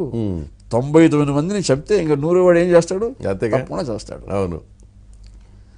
సరే ఈ వరం కూడా చాలు, ఇంత మాత్రం ఇచ్చాడని 4 అడుగులు పెట్టి మళ్ళీ వీ కాళ్ళపైన పడతాడు. ఇంకా ఏమయ్యా నీకు అంటే, ఈ శకుని కొడుకుని కూడా అప్పుడే చంపమంటాడు. వాడికి కూడా ఏం రాదు. ఓకే. వాడికి కూడా ఏం రాదు. ఇతరులే అతను ఎందుకు పని లేకుండా పోతాడని. వాడు చనిపోతే పుత్రశోకం ఒక క్షణం నేను తట్టుకోలేను. చూడండి, మనస్తత్వం అనేది. వీడు మాత్రం పుత్రశోకం తట్టుకోలేడు. అవును. వీడి తోబుట్టుకే పుత్రశోకం కలగాలి. అది స్వార్థం అన్నది. అంతే. మహాభారతం ఇప్పుడు కూడా స్వార్థం ఉంది కదా. అంతేగా, అంతకు మించిపోయింది కదా. సరే కృష్ణుడు వరం ఇస్తాడు, అలాగేలే అనేసి. మనం మహాభారతం చదివామంటే అది అవన్నీ విన్న తర్వాత వచ్చి మళ్ళీ ఒకసారి నేను తిక్కన భారతం చదివాను. నిజంగానే దుశ్శాసనుని వాళ్ళందరూ చంపిన తర్వాతే చంపుతాడు సహదేవుడు వీడిని. అన్ని రోజులు బ్రతుకుంటే అంత బలం లేదు వాడికి. అవును, లేదు. మామూలు కూడా అర్పకుడు. కాబట్టి ఇవన్నీ ఈనాటికి కూడా పనికొచ్చేవి కదా, ఇప్పటికి కూడా. అవును. మనకు నిత్య సత్యాలు. మహాభారతం అసలు దానికి తిరుగులేదులేండి, అది ఎప్పటికైనా సరే. రామాయణంలో కూడా ఉన్నాయి అలాంటివి. అన్ని కుట్రలు కుయుక్తులు అన్నీ ఉన్నాయి ఇప్పుడు. మహాభారతం అనేది మానవ మనస్తత్వానికి దగ్గరగా ఉన్నటువంటి ఇతిహాసం. దగ్గరే ఉంది, మమేకమైపోయినటువంటి ఇతిహాసం. రామాయణం కూడా ఇంతకంటే ముందు జరిగింది కాబట్టి అప్పటి మానవ ఆలోచన, ఆ విధానము అప్పుడు కూడా కొన్ని ఉన్నాయి. మనకు కొన్ని వందల రామాయణాలు ఉన్నాయండి సంస్కృతంలో కానీ భారతీయ భాషల్లో. యోగ రామాయణం అని ఒకటి ఉంది. ఆ యోగ రామాయణంలో నేను ఒక చిన్న కథ చదివి ఆశ్చర్యపడ్డాను. మారీచుడి దగ్గరికి వస్తాడు రావణుడు. ఎలాగైనా నీ మాయలు ప్రయోగించి నేను సీతాభరణం చేయాలను అంటాడు. అంటే వాడికి భయం. చిన్నప్పుడే దెబ్బతిని ఉన్నాడు రాముడి దగ్గర. చంపేస్తాడు రాముడు అని చెప్పి చూస్తే వినడు వాడు. సరే వీడి దగ్గర మరణించడం కన్నా రాముడి దగ్గర బాణంతో మరణించిన మోక్షం వస్తుంది. సరే నేను ఏదో ఒక మాయ ప్రయోగించి నీకు సహాయం చేస్తానంట. ఓకే. సరే నీకు వచ్చిన మాయలన్నీ ఒకసారి నాకు చెప్పు, నాకు ముందు అవగాహన కావాలి, నువ్వు ఎట్లా ఏమారుస్తావాలని అంటాడు. వాడు కొన్ని మాయలు చూపిస్తూ బంగారు జింక రూపం ధరించే మాయ ఉంది వాడి దగ్గర, అది చూపిస్తాడు. అది చాలా బాగుంది, చాలా బాగుంది. ఒక అరణ్యంలో సంచరించి కాసేపు చూద్దాం జింకలాగా. అరణ్యంలో పోయి సంచరిస్తాడు. మిగిలిన జింకలు ఉంటాయి కదా. అవును. అరే మన జాతిలో ఎంత అందమైన జింక ఉందా అని దగ్గరికి వస్తాయి. వీడు రాక్షసుడు కదా. అవును. ఆ జహ్వ చేపలు తట్టుకోలేక ఆ జింకల్ని కరకర నవ్వి మింగుతాడు. రావణుడు కొడతాడు వాడిని. నువ్వు తీరా బంగారు జింక అక్కడికి వెళ్ళి జింకలు నవ్వులుతూ కూర్చున్నావు అంటే నా మాయ అంతా పోతుంది, నా ప్రయత్నం అంతా పోతుంది కదా. అంటే నాకు ఏం చేయమంటావు ప్రభు, అవి దగ్గరికి వస్తే నేను తట్టుకోలేకపోయాను అంటాడు. సరే సాధన చెయ్యి, సాధన తినకుండా ఉండటానికి సాధన చేయి ముందు. నేను ఇంకా పూర్తిగా తినను అన్నప్పుడే ఈ మాయ ప్రయోగించాలి, నాకు ఈ మాయ నచ్చింది అంటాడు వాడు. దీన్ని యోగ రామాయణం అంటారు. అంటే యోగము, ప్రతి సన్నివేశానికి ఒక యోగం ఉంది. అంటే ఇది మానవ జీవితానికి అవసరమే కదా. అంతేగా. అవును. వాడు ఒక సాధన, తొలి రోజు 4 జింకలు తిన్నాడు, మళ్ళీ రెండో రోజు ఇంకా తగ్గించుకున్నాడు. అట్లా ఒక 2 వారాలు పట్టింది వాడికి ఏమీ తినకుండా ఉండటానికి. గడ్డి కూడా మేయలేడు. అప్పుడు ఇంత మాయ నేర్చుకొని వాడు ప్రయోగించాడంటే మరి ఇటువంటివన్నీ రామాయణానికి సంబంధించిన అంశాలు కానీ భారతానికి సంబంధించిన అంశాలు, సమాజానికి ఉపకరించే అంశాలే అవి. కాకపోతే అవి చెప్పగలగాలి, మనం చెప్పగలగాలి, ప్రవచనాల్లో సరిగ్గా అన్వయించాలి. అది దాన్ని ఇంకో రకంగా వాడితే వేరే దారిలోకి వెళ్ళిపోతుంది, అయిపోతుంది. ఆ విధంగా చేస్తే ప్రవచనకర్త యొక్క బాధ్యత కూడా తప్పించుకున్నవాడు అవుతాడు. అవును. ఆయన ఇంకా మళ్ళీ ఏదో చెప్తూ పోతూ ఉంటే అది కరెక్ట్. ఇప్పుడు మీరు చెప్పిన దాని ప్రకారం చూస్తే ఈ అవధాన ప్రక్రియ ఒక ఆస్పెక్టు. ఇప్పుడు అసలు వర్తమానానికి వస్తే అసలు తెలుగు భాషకే దిక్కుమొక్కు లేని పరిస్థితి వచ్చింది. ఇక మీకు శ్లోకాలు, పద్యాలు, గద్యాలు ఎవరో ఆలకించే పరిస్థితి. మీకు అంటే తెలుగు మీద మీకు అభిమానం కదా, మీకు బాధ కనిపించలే? బాధ ఉంది, ఆవేదన ఉంది. కొన్ని పరిస్థితుల్లో బాగా ఇబ్బంది పడుతూ కూడా ఉంటాము. కానీ సమకాలీన పరిస్థితులను చక్కబెట్టే అవకాశాలు కూడా ఉన్నాయి కొన్ని. అలాంటి అవకాశాలు ఇప్పుడు మీడియా ఉంది. చొరవ తీసుకుంటే మీడియా ద్వారా భాష యొక్క పోషణ ఎంతో జరగచ్చు. అదొకటి. ప్రభుత్వం ఉంది, ప్రభుత్వం ద్వారా ఎంతో జరగచ్చు. మొన్న మాకు మంచి నిర్ణయమే తీసుకున్నారు, ఇంటర్మీడియట్ వరకు తెలుగును తప్పనిసరిగా చేయాలని. అది కొంతలో కొంత ఉపశమనం. కాబట్టి నాకు అనిపిస్తుంది మంచి రోజులే వస్తాయని. నేను ఆశావాదిని కాబట్టి అవునా, మంచి రోజులే వస్తాయి. కానీ ఇక్కడికంటే భాష పట్ల ఆసక్తి విదేశాల్లో బాగుంది. సింగపూర్లో పోయి ఉపన్యాసాలు ఇచ్చిన, మలేషియాలో ఇచ్చిన, మరి అమెరికాకు పోయినా బాగా ఆదరిస్తున్నారు, వింటున్నారు, చాలామంది వస్తున్నారు కూడా సభకి, అవధానాలు కూడా చేయిస్తున్నారు అక్కడ. రెండు ఆదరణ బాగుంది. కానీ మనం రాను రాను మనకు మనం అది ఒక తెలుగుతోనే అనిపిస్తుంది. అవును, కన్నడంలో కానీ తమిళంలో కానీ ఇట్లా అది చాలా పకడ్బందీగా ఉంది. ఇక్కడ మనకు నాకు అనిపిస్తుంది పెద్ద కారణం ఏమిటంటే భాష పట్ల మనకు పెద్దగా అనురాగం లేకపోవడానికి, ప్రాచీన హోదా సంపాదించాలని తపనపడి రాజకీయాన్ని చేసుకొని వచ్చింది ఇప్పుడు, అది ఇంకా ఒక రూపకల్పన జరగలేదు. కానీ ప్రాచీన సాహిత్యం పట్ల మనం ఆదరణ చూపించడం లేదు. నన్నయ్య కవిత్వం అంటే ఇప్పుడు ఎందుకు, అవును, తిక్కన కవిత్వం అంటే ఇప్పుడు ఎందుకు అంటే ఇప్పుడు అవసరం అది. ఇప్పుడు ఎంఏ మొదటి శ్రేణిలో ఉత్తీర్ణుడైనటువంటి వ్యక్తి, ఒక విద్యార్థి బయట వస్తే తిక్కన పద్యం చెప్తే అర్థం చెప్పడం ఇస్తుంది. ఇప్పుడు కరెక్టే, అది ఆవేదన కలిగించే విషయం, నేను ఒప్పుకుంటా. కానీ ఎంఏ తెలుగులో ప్రథమ శ్రేణిలో పాస్ అయ్యి ఉత్తీర్ణుడై వచ్చి ఏమి సాధించాలనేది ప్రశ్నకి ఏమి సమాధానం చెబుతాం? ఒకటి ఏమిటంటే, మేము చూసినంత వరకు ఎంఏ తెలుగు చదివిన విద్యార్థులు లెక్చరర్ ఉద్యోగానికే పోవాలని ఎందుకు అనుకోవాలి? అంటే మన దృక్పథం అట్లా పెట్టారు కదా, అది అలవాటు అయిపోయింది. కానీ నన్ను అడిగితే వాళ్ళు పోయి గ్రూప్ 1 రాయొచ్చు, గ్రూప్ 2 రాయొచ్చు, యూపీఎస్సీ రాయొచ్చు, మరి ఎన్నో అవకాశాలు ఉన్నాయి. అందులో తెలుగు ఆప్షన్ తీసుకొని రాస్తే తప్పకుండా కృతార్థులయ్యే అవకాశం కూడా ఉంది. కాబట్టి ఇప్పుడు ప్రభుత్వం అటువంటి వెసులుబాటు కూడా కల్పించింది ఎంఏ తెలుగు వాళ్ళకి. కాబట్టి చాలామంది విద్యార్థులు నేను ఆ విధంగా కూడా ప్రోత్సహిస్తుంటాను. నా దగ్గరికి వచ్చి వ్యాసాలు కూడా రాసుకొని పోతుంటారు. గ్రూప్ 1కు జాషువా పద్యాలు ఉన్నాయండి అంటే దానికి రాసిచ్చాను. అట్లా చాలామందికి గ్రూప్ 1 ఆఫీసర్లు అయిన వాళ్ళు నేను చూశాను, తెలుగుతో ఐఏఎస్ అయిన వాళ్ళని కూడా చూశాను. ఇప్పుడు జనరేషన్ ఉందనుకోండి, ఇప్పుడు మీరు ఉపయోగించే పద్యాలు కానీ వీటికి ఏటికి వాళ్ళకి అర్థం తెలియదు కనీస స్థాయిలో. మాకంటే కనీసం సగం అర్థం చేసుకోగలం. వాళ్ళకి అసలు పదాల ప్రయోగం గురించి కూడా తెలియదు, ఆ పదాలు ఎప్పుడు వినరు వాళ్ళు. ఇప్పుడు అది చాలా అది ఆ విషయం పైన నేను ఎప్పుడు నాకు పబ్లిసిటీ కావాలని కోరుకోను. కానీ నేను స్వచ్ఛందంగా కొన్ని పాఠశాలకు కళాశాలకు వెళ్ళి పిల్లలకు భాష గురించి చెప్పేసి వస్తుంటాను. ఎందుకంటే ఆవేదనతో, అయ్యా మీరు ఏ చదువునా చదువుకోండి, లెక్కలు చదువుకోండి, గణితం చదువుకోండి, ఆంగ్లం చదువుకోండి, అయినా మాతృభాష పట్ల కొంత అభిమానం కలిగి ఉండండి. మన మాతృభాషలో ఇంత గొప్పతనం ఉంది, ఇవన్నీ చెప్పొస్తుంటాను. ఇలా చెప్పడం నేను ఒక్కటి చేస్తే చాలదు. అంటే ఒకటి సంస్కృతంలో ఉండటం కొంత సామాన్య ప్రజలకి అది అర్థం కాని భాష కావటం, దీంతో అసలు పూర్తిగా అంతరం వచ్చేసింది. ఒకప్పుడు సరళీకరించి మామూలు తెలుగులోకి అదే మనం చేయవలసిన పని. ఇప్పుడు తర్జుమా చేసేసి వాటన్నింటినీ, ఇప్పుడు మనకు ఆ రోజుల్లో ఆంగ్లేయ స్పృహ లేదు మనకి. తిక్కన గారు భారతం రాసినప్పుడు అవును ఇంగ్లీష్ భాష స్పృహ లేదు, అసలు లేదుగా. అది ఆ రోజు అందరూ మాట్లాడుకునే భాషలో రాశాడు ఆయన. అవును, తిక్కన భారతంలో అరణ్యవాసం పూర్తయిపోయింది, ఇంకా అజ్ఞాతవాసానికి వెళ్తున్నారు. అంతవరకు చాలామంది వేద పండితులు ఆయనతో ఉన్నారు. రోజు ధర్మరాజుకు వేదగోష్ఠి ఇష్టం, పండితులతో వేదగోష్ఠి చేస్తుంటాడు. ఈ వేదమూర్తులంతా ఆయనతో ఉన్నారు. వీళ్ళకి ముగ్ధులు వాళ్ళు. అవును, వాళ్ళకి లౌక్యం తెలియక ఇంకా ఆయనతోనే ఉంటారు. వీళ్ళని వెళ్ళిపోమని చెప్పాలి. ధర్మరాజు వాళ్ళని వెళ్ళిపోమని చెప్పడానికి మనసులో బాధపడతాడు. అప్పుడు ఇక విధి లేక అక్కడ అన్నీ ఎదుటి కూర్చొని ఇద్దరు మనుషులు మాట్లాడుకున్నట్టే ఉంటుంది. తెల్లంబు కాది మీకెల్ల సుయోధను చేసిన కుటిల విశేష్టితంబులు అకట మాతో మీరు అడవుల ఇడుమల బుందితిరి ఇంతకాలము, ఇది పడుమూడగు ఏడు మాకు అజ్ఞాతవాసంబు స్వరూపంగా వలయు నిందు. ఇది శేషపద్యం. ఇది కానీ శేషపద్యంలాగా ఉండదు, ఆయన మాట్లాడినట్టే ఉంటుంది.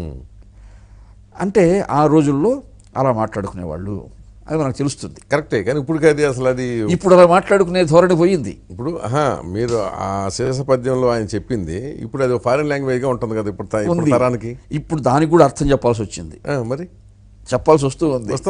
అది అయితే చెప్పైనా మనం దీన్ని నిలుపుకోవాలంటాను నేను. అర్థం చెప్పైనా తాత్పర్యం చెప్పైనా సంస్కరించి సమాజాన్ని భాష వైపు ఆకర్షించాల్సిన అవసరం ఉంది.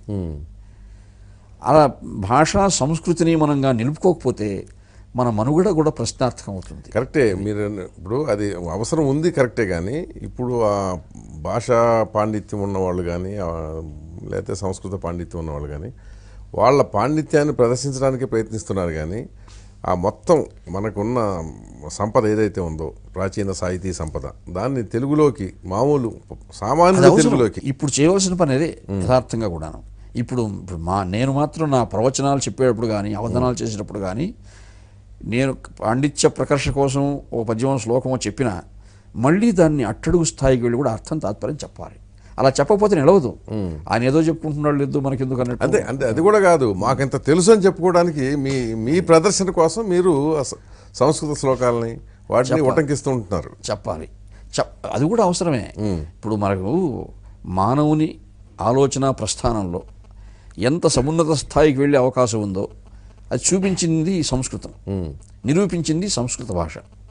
ఇప్పుడు జన్మాద్యస్య యతోన్వయోదిత రతశ్చార్థేష్వభిజ్ఞ స్వరాట్టేనే బ్రహ్మ హృదయ ఆదికవయే ముహ్యంతి యత్సూరయ తేజోవారి మృదాం యదా వినిమయో యత్ర త్రిసర్గో వృషాధామ్నా స్వేన సదా నిరస్త కుహకం సత్యం పరం ధీమహి. ఇది ఏమీ అర్థం కాదనుకోండి. ఇది భాగవతంలో వ్యాస మహర్షి శ్లోకం, మొదటి శ్లోకం ఇది. కథాభాగంలో మొదటి శ్లోకం. పోతన్న గారు అనువాదం చేసేప్పుడు దీన్ని ఒక శీర్షపద్యంలోకి అనువాదం చేశాడు.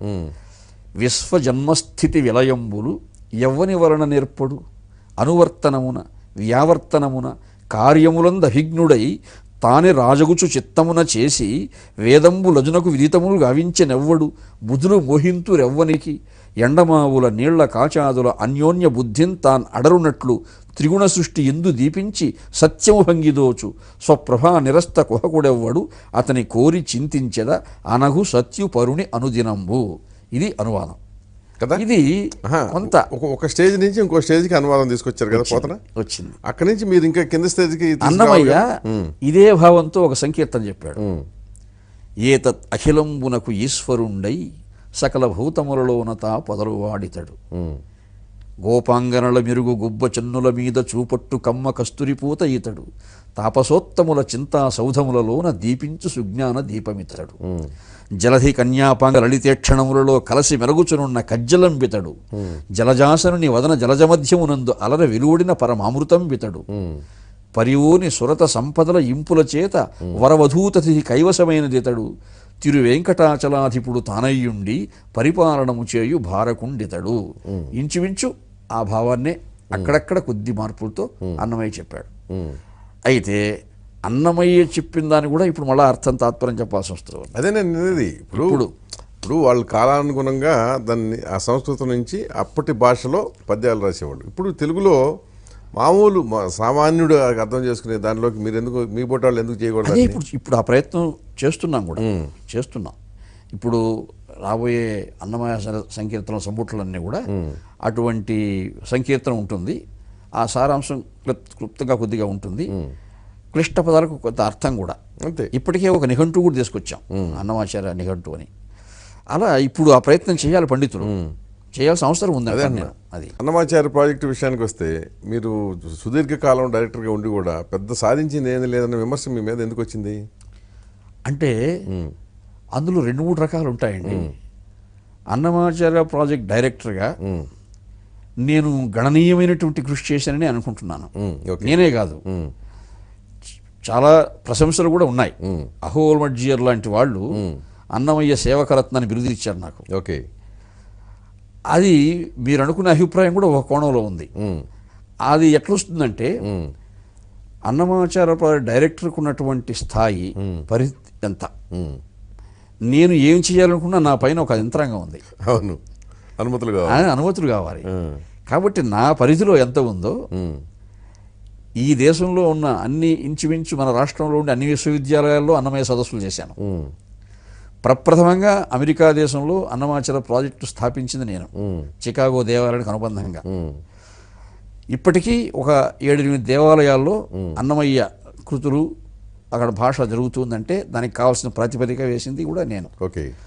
తరువాత వేటూరు ప్రభాకర్ శాస్త్రి గారు, రాళ్లపల్లి వారు ఆ కాలంలో సంపుటాలు వచ్చాయి.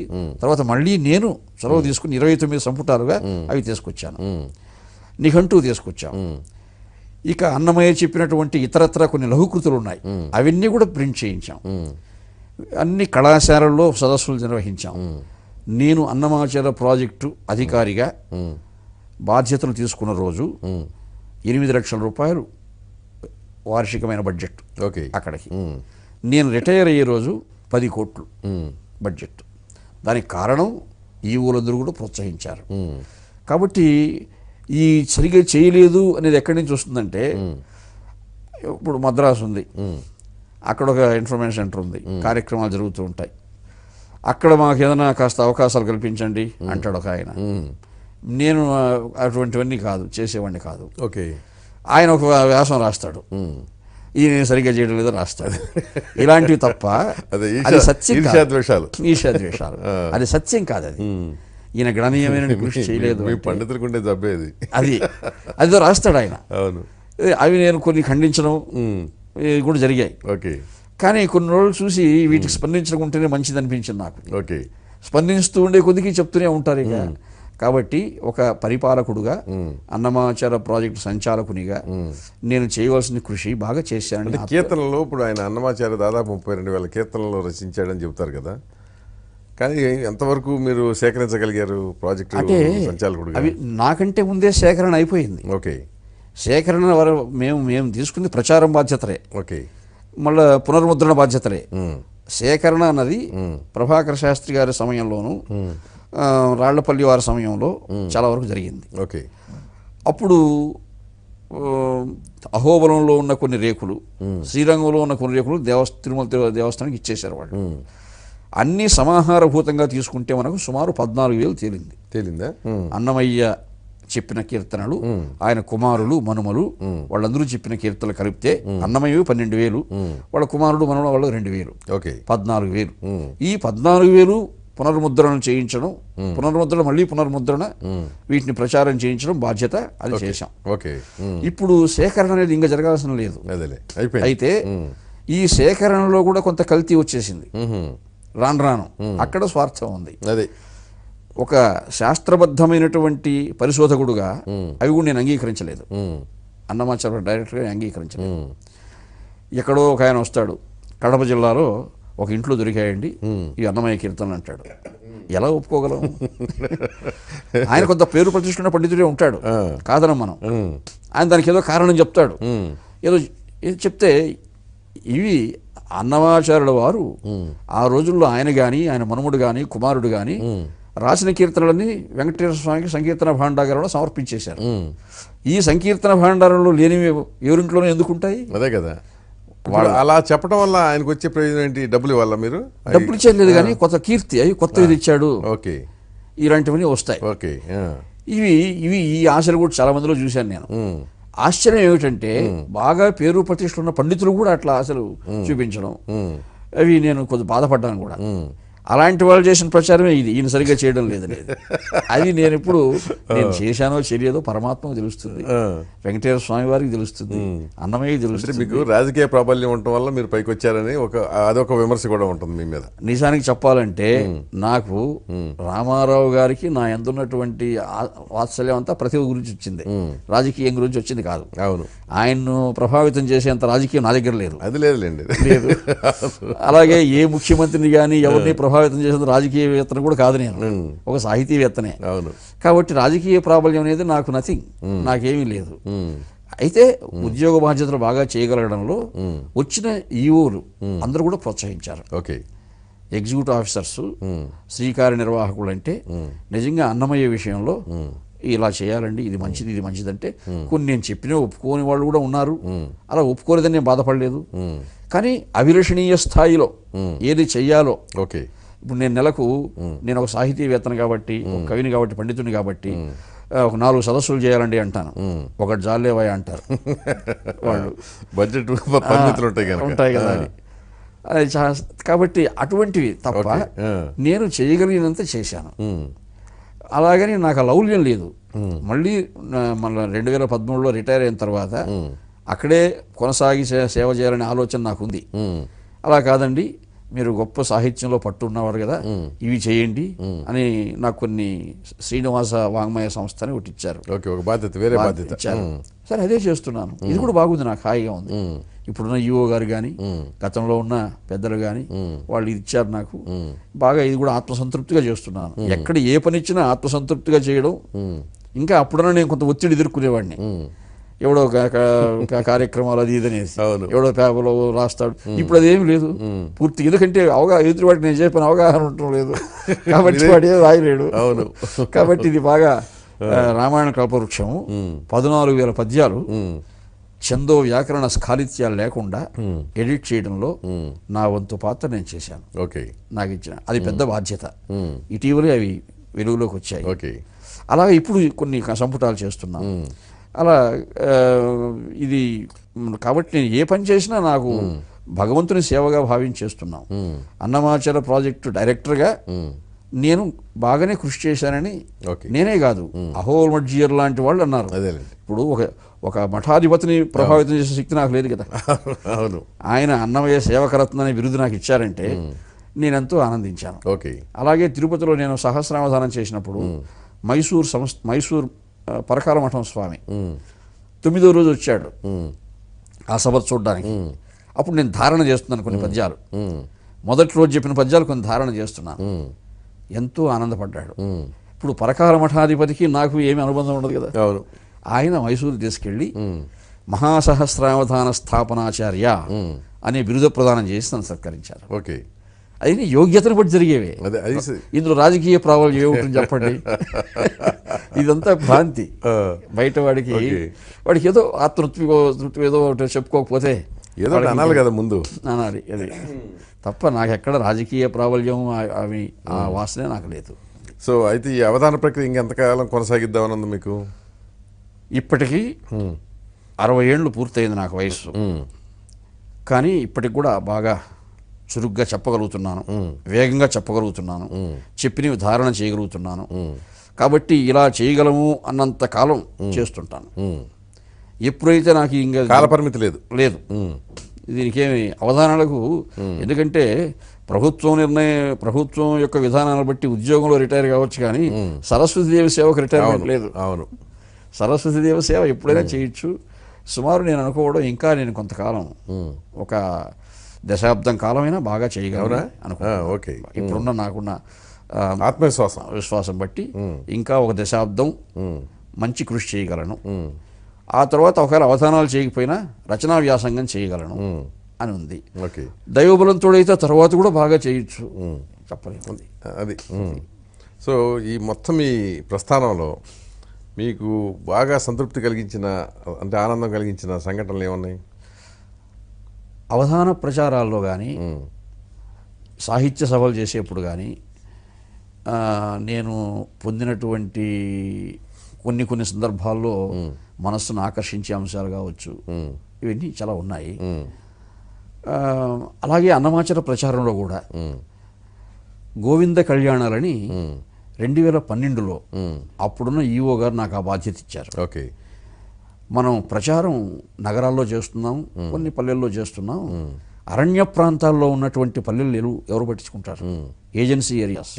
అక్కడ వెళ్ళి స్వామి కళ్యాణోత్సవాలు చేయించి అన్నమయ్య సంకీర్తనలు పాడించి ఆ కార్యక్రమాలు ఇచ్చారు నాకు. 1 సంవత్సరం పాటు నిర్వహించాను నేను. అది నాకెంతో ఆనందాన్ని వచ్చింది. ఎందుకంటే మారుమూల అరణ్య ప్రాంతాలకు వెళ్ళిపోయి శ్రీదేవి భూదేవి సమేతుడైనటువంటి మలయప్ప స్వామి మూర్తులు ప్రతిష్ఠించి అక్కడ వేదమంత్రాలతో కళ్యాణోత్సవం నిర్వహించి వెంటనే అన్నమయ్య కీర్తనలు పాడించి ఆ భక్తులు వాళ్ళంతా కూడా అరణ్య వాసులు, వాళ్ళకేమి మేము తిరుమలకు రాలేం కాబట్టి దేవుడే మా దగ్గరికి వచ్చేసాడు అనే భావంతో వేల మంది వచ్చి సేవ చేసుకున్నారు, కొన్ని వేల మంది. అది చూసినప్పుడు నాకు ఒక ఆలోచన కలిగింది. త్రేతాయుగంలో రాముడే ఇప్పుడు వెంకటేశ్వరుడు అని చెప్తారు కదా, అప్పుడు రాముడు నారచీరలు ధరించి నిరాడంబరుడి అరణ్యాల్లో తిరుగుతూ ఉంటే మహర్షులు బాధపడ్డారు. అందుకే కలియుగంలో స్వామి పట్టు పీతాంబరాలు ధరించి క్రొత్త పెళ్లి కొడుకై ఈ ఉత్సవాలు చేసుకుంటుంటే ఆ మహర్షులే ఈ అరణ్యవాసుల రూపంలో ఆనందిస్తున్నారేమో అనే భావన కలిగి ఒక కావ్యం కూడా రాశాను దానిపైన, గోవింద కళ్యాణం అని. ఇప్పుడు ప్రింట్ కాబోతూ ఉంది. సుమారు 400 పద్యాలతో చాలా అద్భుతంగా వచ్చింది ఆ కావ్యం. అలా ఒక కవిగా పండితుడిగా స్పందించడం అన్నది అలా ఈ ప్రచారంలో నాకు ఉత్సాహం కలిగించిన, ఉత్తేజం కలిగించిన అంశాలు చాలా ఉన్నాయి. ఓకే, బాగా ఇది ఈ గోవింద కళ్యాణం ఒకటి. అన్నమయ్య సంకీర్తనలు రాష్ట్ర స్థాయిలో పోటీలు పెట్టాం. కొన్నాళ్ళు జరిగింది. అదే కొన్నాళ్ళు జరిగిన తర్వాత సుమారు 6 ఏళ్ళు చేశాను నేను అది, ఆ పోటీలు చేస్తే ప్రతి సంవత్సరానికి సంఖ్య పెరుగుతూ ఉంది. పెరుగుతూ ఒక వెల్లువగా ఫిర్యాదులు వచ్చేసింది దానిపైన. ఏమిటంటే ఒక జిల్లా స్థాయిలో ముందు పెడతాం, జిల్లా స్థాయిలో మొదటి, 2వ, 3వ శ్రేణి వచ్చినవాడు మళ్ళీ ప్రాంతీయ రాయలసీమ, తెలంగాణ, కోస్తా ఈ 3 ఏరియాలు, మళ్ళీ ప్రాంతీయ స్థాయిలో వచ్చినవాడు ఫైనల్ తిరుపతి వస్తాడు. అట్లా పెట్టాము. అప్పుడు ఫిర్యాదులు ఏమిటంటే ఇక్కడ కృష్ణా జిల్లాలో ఒక వ్యక్తి వెళ్ళి నిజామాబాద్ వాడిని అక్కడ వాడతాడు, అక్కడ పోటీ చేయకుండా వాడు ఫస్ట్ వస్తాడు. అక్కడ అక్కడేమి అక్కడ ఉన్నవాడు వీడు ఇక్కడ వాడు కాదు. దీంతో వెల్లువలు వచ్చేసాయి మాకు. ఓకే, వెల్లువలు వచ్చి నా పైన దీనికి పరోక్షంగా నేను సహకరిస్తున్నానని, నాకు సంబంధమే లేదు, విచారణకు వేయాలని ఒక ప్రయత్నం వచ్చింది.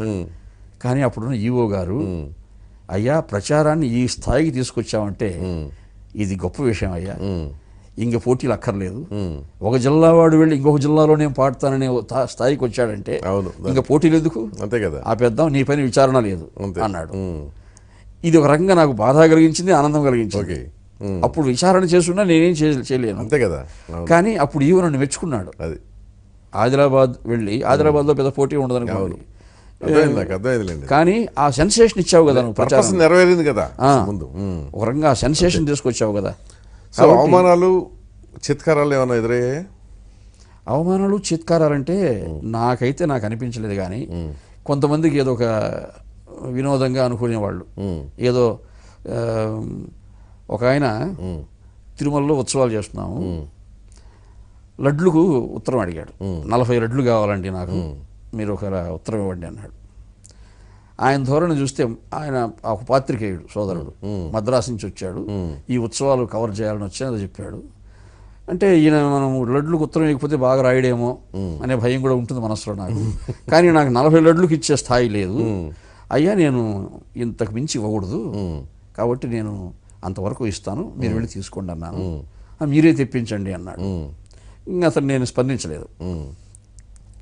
అతను ఈ ఉత్సవాలు సరిగా జరగలేదు ఏదో రాశాడు. అయితే అవి నమ్మేవాళ్ళు కూడా కొంతమంది ఉంటారు. నేను స్వయంగా వాళ్ళ కార్యాలయానికి వెళ్ళి జరిగిన సంగతి అంతా చెప్పాను పెద్దవాళ్ళకి. చెప్తే ఒక ఆయన అందులో ఆ కార్యాలయంలో ప్రధాన బాధ్యత కలిగిన వ్యక్తి బాగా స్వీకరించాడు దాన్ని. నేను ఇచ్చిన సమాధానం కూడా వేశాడు వాళ్ళ దీంట్లో. వేసిన తర్వాత అతన్ని హెచ్చరించడం జరిగింది. అటువంటి కొన్ని బాధ కలిగిస్తాయి. ఎందుకంటే సత్యాన్ని మరుగున పెట్టి సత్యాన్ని స్థాపించవలసిన వ్యక్తులు కూడా ఇలా చేస్తున్నారే అనే బాధ కలుగుతుంది. ఆయన ఇంకొక సోదరుడు, ఈయన అవధానాలపై నుండి అంత ఆసక్తి అన్నమయ్య పైన లేదు అని రాశాడు ఒకసారి. సమస్య వచ్చింది, బాగా వచ్చింది. అప్పుడు కూడా మళ్ళీ వాళ్ళ ప్రధానాధికారికి చెప్పుకోవడం ఇలా జరిగింది.